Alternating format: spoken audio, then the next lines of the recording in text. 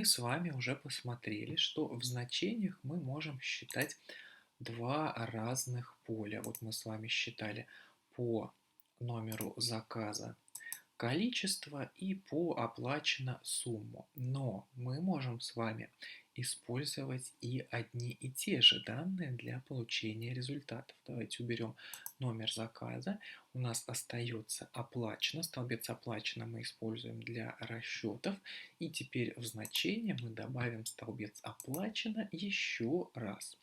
Пока что у нас в таблице в каждом городе, вот как мы видим, появилось два одинаковых столбца, потому что и там по оплачено считается сумма.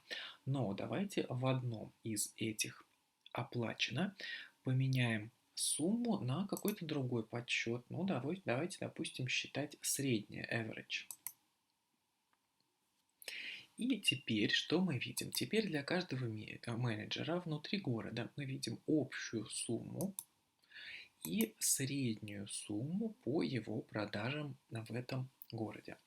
К каждому из этих столбцов есть итоговая строка, в том числе и по среднему. Ну и, соответственно, если мы покрутим правее, то увидим, что в итогах у нас теперь тоже два столбца. Итог по суммам и итог по среднему.